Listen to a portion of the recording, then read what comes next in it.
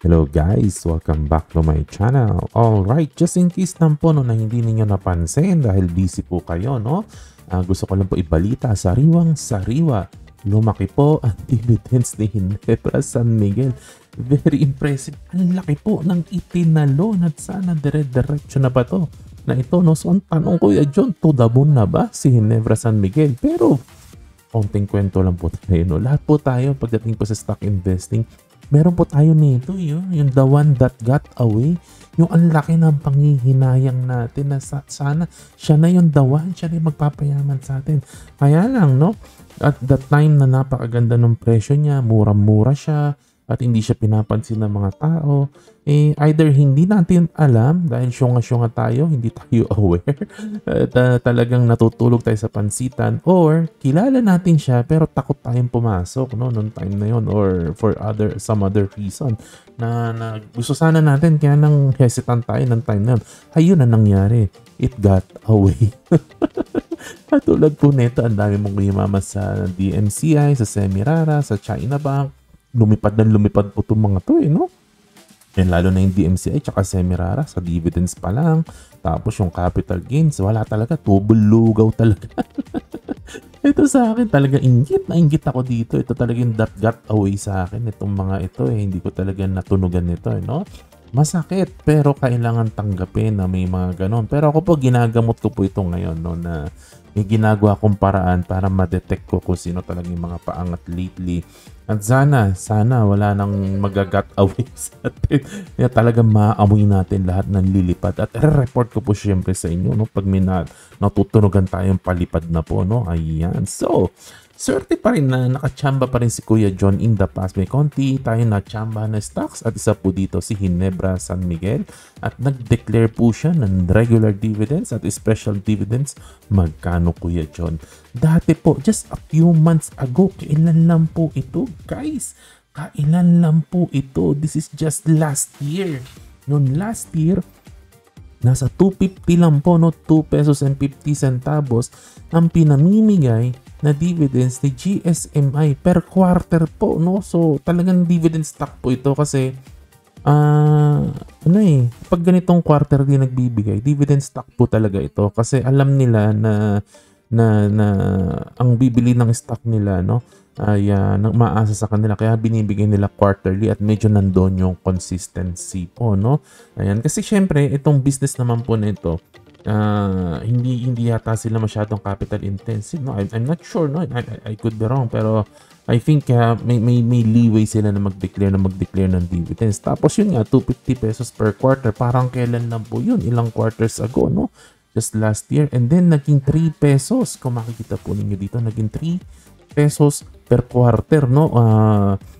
250 dati kasi 175 plus 75, no? Tapos naging 150 plus 150, no? Ngayon po, 150 plus 250, 4 pesos na po. Ang laki na po. Sabi po, halos dumoble, no? Kayo na lang po mag-mathematics nito kung ilang increase po ba ito, no? At ako medyo pulpul na po tayo sa mathematics. Mabagal na po ako mag-compute, pero tumaas po talaga, no? Ayun. So, pag may position po tayong ganito, no, reminder ko lang po sa inyo, no? Pag may magandang stock po tayong napasukan, katulad po ng ganito, tapos nadali natin ng mura, na nag-i-improve yung business, nag-i-improve yung dividends, kailangan po talaga, we have to be extra patient. Yun po talaga yung reminder ko sa marami po sa inyo po, no? Kasi ito pong ganitong mga Ginebra San Miguel na to, hindi po ito turnaround story, no, na mga katulad ng mga cyclical companies na minsan pangit, minsan maganda, minsan pangit, minsan maganda, no? Katulad po nun na ibang mga stock na nabibili po natin, no, na cyclical, no? May panahon na hindi maganda, may panahon na maganda, katulad mga mining, ganyan, no? Cyclical ang mining, yung mga ganun, no? So hindi po ito turnaround story, no, na pag umangat, iiwan mo na kagad kasi alam mo, temporary lang din umangat yan, mamaya biglang sumama na naman yung negosyo yan, no? Kasi mga ganun mga turnaround na story, pwede nating isipin na fling yan, no? Fling na relationship. Pero pag ganito mga wonderful po talaga na na stock, eh medyo long-term relationship po ito. Talagang jojowain po ito. Hindi po talaga to fling, no? Seryosohan po talaga to, no? Ayan, no? Different story po talaga, no? Kapag growing po ang isang stocks, no? Especially, no? Kung growing po talaga ang or increasing po talaga ang dividends, no? At sabi nga po dito sa One Up on Wall Street, kasi marami po kasi nagsasabi, na a gain is a gain, no? Sasabihin ng ganon. So, ang gagawin po nila, pag umangat na yung stocks nila, ito yung dinidiscuss ni Peter Lynch sa kanyang book, no? Na ibebenta na nila kasi takot silang mawala yung yung ginain ng stock nila. Tapos, aantayin nila yung kung saan sila negative, aantayin nilang mag-turn around yung mga kung saan sila negative, no? So, people sell their winners and hold on to their losers. Ang sabi ni Peter Lynch dito, no? It's like pulling out the flowers and watering the weeds. Para ka may garden, pinagbabunot mo lahat ng flowers mo. Tapos, didiligan mo yung mga damo. Walang sense, sabi ni Peter Lynch, no? Kailangan, pag may winner ka, no? At alam mo kasi, yung winner mo, no, na talagang it will continue to grow at maganda siya talaga, eh dapat hold on, no, to your winners, no? At baka doon tayo sa losers mag-isip-isip kung magka-cut loss na ba tayo kung talagang hindi gumaganda ang negosyo niya. Pero ganito na paganda po, no, ang negosyo. This is just a rational reminder, no, to be extra patient with your wonderful stocks, no. Lalo na pag nadali natin na mura kasi there's very little risk, no? If you decide to hang around longer, mababa ang risk kasi nag-grow siya na nag-grow, no? Hindi siya turn around, hindi siya turn around, no? So share ko lang po isang experience po, no, ng viewer po natin na nakausap po sa Facebook po, no? Ngayon, hindi po kasi pwedeng i-disclose po sa inyo, no, yung unique situation po niya kasi request niya kung nawag kong i-disclose, no, kung ano yung stock na hawak niya at ano talaga yung nangyari sa... Actually, gusto ko sanang gawa ng video kaya lang nire-request niya na wag kong i-disclose. So, sasabihin ko na lang yung nangyari without giving you a lot of details, no?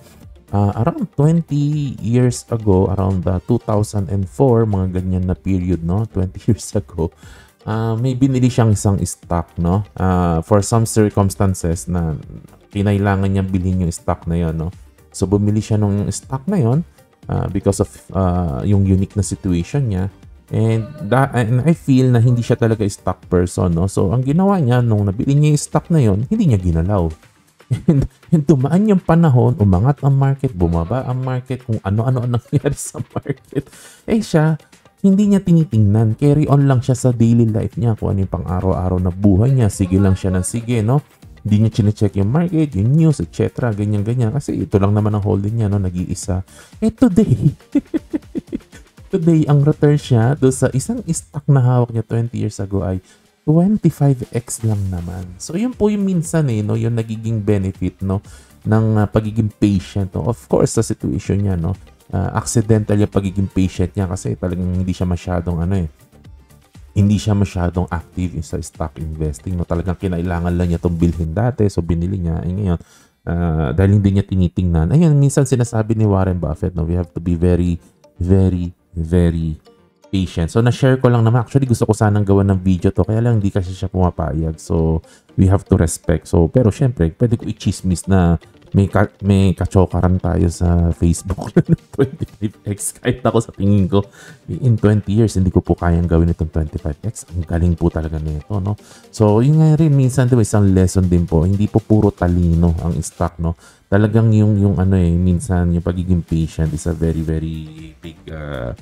big impact po talaga, no? Also, a dividend stock din po itong nabili niya po ito na nagbigay sa kanya ng 25x, no? And there's value in patience, no? I'm not saying mangyayari to sa GSM, yan na talagang naabot to ng 3x, 4x, 5x, or whatever, no? Maaaring hindi, no?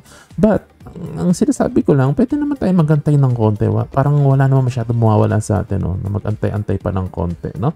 Baka there is more to come. Lalo nang ganitong maganda naman yung business, very strong, keeps on improving. So, hindi siya nakakatakot na hawakan, no? Na nakabumagsak, baka bumalik sa 150, no? Paano naman yung gains ko, no? So, yun lang naman po ang gusto ko pong i-share sa inyo.